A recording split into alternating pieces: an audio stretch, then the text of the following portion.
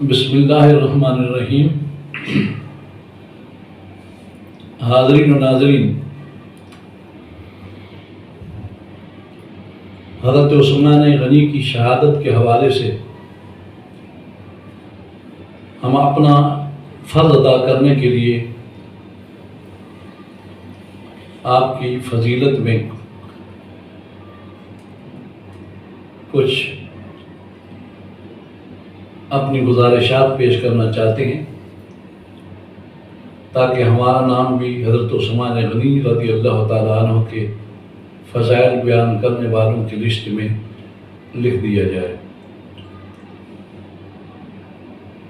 قرآن مجید کی آیت ہے لَقَدْ رَضِيَ اللَّهُ عَنِ الْمُؤْمِنِينَ إِذْ يُبَايِعُونَكَ تَحْتَ الشَّجَرَةِ فَعَلِمَ مَا فِي قُلُوبِهِمْ وَأَنزَلَ السَّكِينَةَ عَلَيْهِمْ وَأَصَابَهُمْ فَتْحًا قَرِيبًا۔ بے شک یقیناً اللہ راضی ہو ان ایمان والوں سے جب انہوں نے بیعت کی آپ کی یا رسول اللہ درخت کے نیچے، جانتا ہے وہ اللہ تعالیٰ ان کے دلوں کی باتیں۔ اللہ تعالیٰ نے ان پر اطمینان اور سکون نازل فرمایا اور اللہ تعالیٰ نے ان کو فتح قریب جو کچھ دنوں کے بعد مکہ کے فتح ہونے کی صورت میں ظاہر ہوئی وہ عطا فرمائی۔ اس آیت کا پس منظر یہ ہے کہ رسول کریم صلی اللہ علیہ وسلم تقریباً 1400 صحابہ کرام کے ساتھ عمرہ کے ارادہ سے مکہ کا سفر آپ نے اختیار فرمایا۔ جب مکہ کے قریب حدیبیہ کے مکان پر پہنچے تو مشرکین مکہ نے منع کر دیا، مذاکرات ہوتے رہے۔ نبی کریم صلی اللہ علیہ وسلم نے مشرکین مکہ کو سمجھانے کے لیے بطور سفیر حضرت عثمان غنی رضی اللہ تعالیٰ عنہ کے مکہ بھیجا۔ حضرت عثمان مکہ چلے گئے اور مشرکین مکہ سے مذاکرات فرمائے اور انہیں سمجھایا کہ سرکار دو عالم صلی اللہ علیہ وسلم بمائے صحابہ لڑائی کے لیے نہیں آئے، عمرہ کریں گے اور پھر واپس چلے جائیں گے۔ اسی دوران کچھ دن کے بعد ایک افواہ پھیلی کہ غالباً حضرت عثمان کو مشرکین مکہ نے قتل کر دیا ہے۔ اس وقت رسول کریم صلی اللہ علیہ وسلم نے صحابہ کرام سے بیعت لی اور فرمایا کہ اگر حضرت عثمان کے متعلق یہ افواہ حقیقت ہوئی تو ہم اس کا بدلہ لیں گے، جب تک بدلہ نہیں لیں گے ہم واپس نہیں جائیں گے۔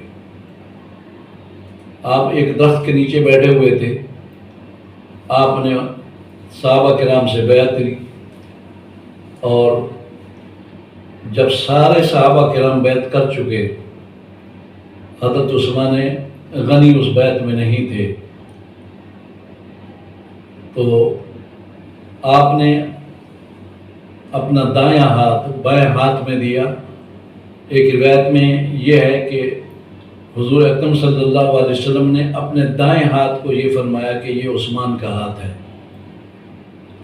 آپ نے دائیں ہاتھ بائیں ہاتھ میں رکھا، اپنے ہاتھ میں رکھا اور فرمایا میں عثمان کی بیعت لے رہا ہوں۔ حضرت عثمان اس بیعت رضوان میں شریک ہوئے۔ نبی کریم صلی اللہ علیہ وسلم نے آپ کی طرف سے اپنا مبارک ہاتھ اپنے ہاتھ میں دے کر اپنے ہاتھ کو عثمان کا ہاتھ فرمایا۔ اس میں لطافت یہ ہے کہ اللہ تعالیٰ نے حضور کریم صلی اللہ علیہ وسلم کے ہاتھ کو اپنا ہاتھ فرمایا اور حضور صلی اللہ علیہ وسلم نے اپنے ہاتھ کو عثمان کا ہاتھ قرار دیا، تو گویا کہ عثمان کا ہاتھ اللہ کا ہاتھ ہے۔ اس پر حضرت عثمان فخر کیا کرتے تھے اور وہ ہاتھ جس کی نسبت نبی کریم صلی اللہ علیہ وسلم کی طرف ہو گئی تھی، حضرت عثمان نے اس ہاتھ سے زندگی بھر کبھی نجس چیز کو ہاتھ نہیں لگایا۔ حضرت عثمان رضی اللہ تعالی عنہ مکہ میں تھے۔ مشرکین مکہ نے کہا کہ ٹھیک ہے آپ واپس جا رہے ہیں، مذاکرات کامیاب نہیں ہوئے، آپ طواف کر لیں، آپ تو عمرہ کر سکتے ہیں، آپ احرام کے ساتھ مکہ میں آ چکے ہیں، کعبہ موجود ہے، صفا مروہ موجود ہے۔ تو حضرت عثمان کا اس وقت ایک بہت بڑا امتحان تھا۔ حضرت عثمان نے ان مشرکین مکہ کو جواب دیا، اے مکہ کے مشرکو، جس عمرہ میں سرکار دو عالم صلی اللہ علیہ وسلم کی اجازت نہ ہو وہ اللہ کے نزدیک عمرہ ہی نہیں ہے۔ یہ عشق رسول صلی اللہ علیہ وسلم کی علامت تھی کہ حضرت عثمان غنی رضی اللہ تعالیٰ عنہ نے مشرکین مکہ کو یہ جواب دیا اور بغیر عمرہ آپ واپس آ گئے اور سرکار دو عالم صلی اللہ علیہ وسلم کی بارگاہ میں جو کچھ مذاکرات ہوئے تھے آپ نے سب کچھ بیان کر دیا۔ ایک آدمی جو صحابہ کرام کا دشمن تھا، دشمن ہی ہوگا، صحابہ کرام پر جو لوگ تنقید کرتے ہیں ان کے مختلف گروپ ہیں، شدت والے بھی ہیں، متشددین اور متوسطین بھی ہیں، مختلف قسم کے لوگ ہیں۔ اس دور میں بھی بہت سے لوگ متشددین پیدا ہو چکے تھے۔ حضرت عثمان غنی تو وصال فرما گئے تھے، آپ کی شہادت ہو گئی تھی۔ ایک آدمی آئے مکہ پاک میں،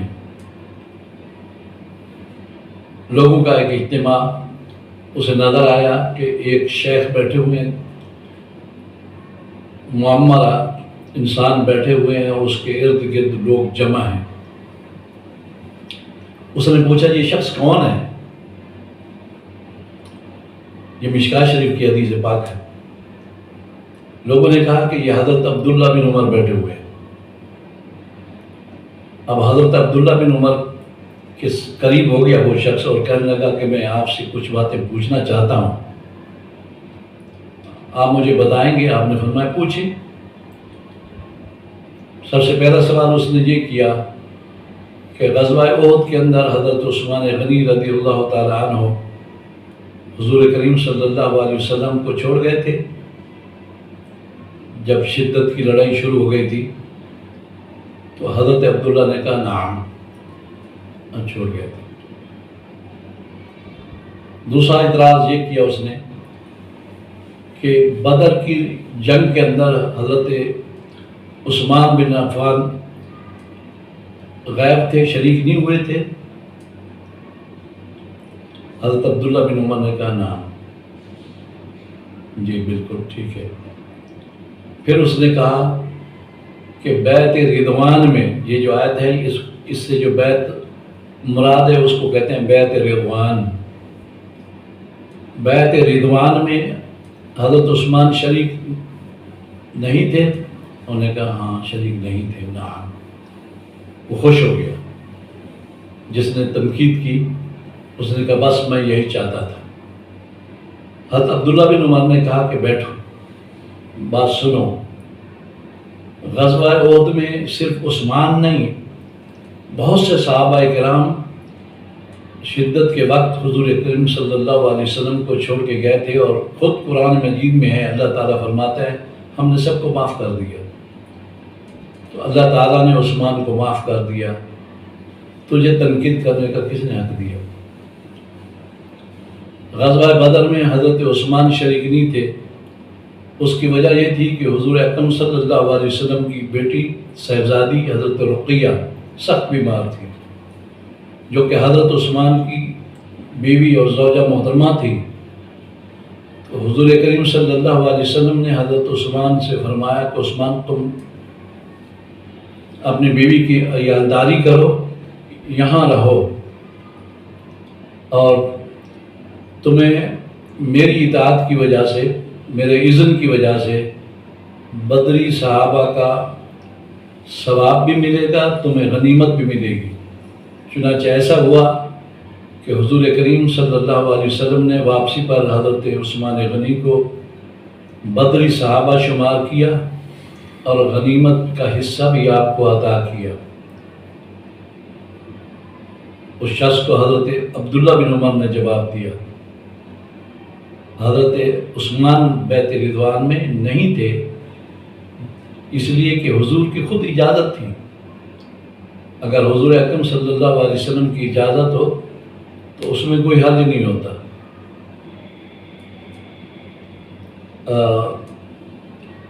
جنگ بدر کی بات ہو رہی تھی، جنگ بدر میں نہیں تھے اس لیے کہ حضور نے خود اجازت دی تھی، اور بیت رضوان بھی حضور کریم صلی اللہ علیہ وسلم کی اجازت سے حضرت عثمان مکہ پاک گئے تھے، اس لیے وہاں بھی حضرت عثمان غائب تھے۔ تو تینوں اعتراض بیکار ہیں اور تیری تنقید بے فائدہ اور لغو ہے۔ حضرت عثمان غنی رضی اللہ تعالیٰ عنہ نے 12 سال تک حکومت فرمائی، 12 سال تک۔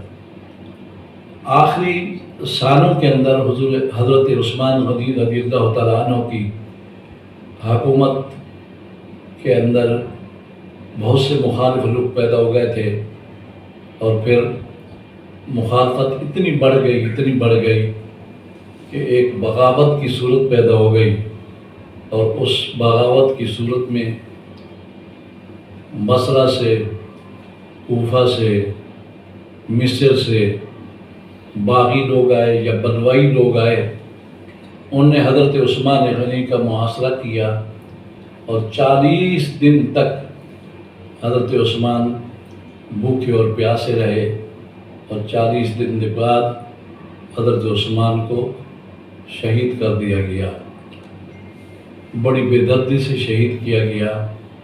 مسجد کے اندر آپ نماز نہیں پڑھ سکتے تھے۔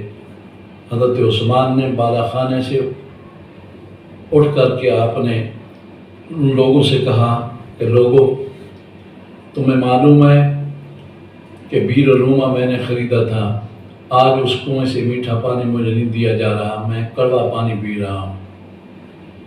لوگوں نے کہا جی ہمیں معلوم ہے۔ آپ نے فرمایا تمہیں معلوم ہے کہ اس مسجد کے اضافے کے لیے میں نے زمین خریدی تھی اور اس میں شامل کی تھی؟ انہوں نے کہا جی ہم مانتے ہیں۔ آپ نے فرمایا آج مجھے نماز پڑھنے کے لیے بھی اجازت نہیں ہے، اس مسجد کے اندر اجازت نہیں ہے۔ تو آپ نے بار بار ان لوگوں کو سمجھایا، لیکن وہ کسی طریقے پر راضی نہ ہوئے، اور آخر کار آپ کو شہید کر دیا گیا۔ 18 ذی الحج 35 ہجری۔ اب جو حضرت عثمان کی شہادت کے دن خوشی مناتے ہیں، تو در پردہ وہ خوشی حضرت عثمان کی شہادت کی ہوتی ہے۔ آپ کو علم ہے کہ دشمن کسی کی موت پر، جس کا وہ دشمن ہوتا ہے، خوش ہوتا ہے، اور دوست فکر مند ہوتا ہے۔ جو لوگ 18 ذی الحج کو کسی بھی حوالے سے خوشی مناتے ہیں، وہ حضرت عثمان کی شہادت پر خوش ہوتے ہیں، اس لیے کہ وہ حضرت عثمان نہیں بلکہ اکثر صحابہ کرام کے وہ دشمن ہیں۔ اللہ تعالیٰ صحابہ کرام کے دشمنوں سے پناہ عطا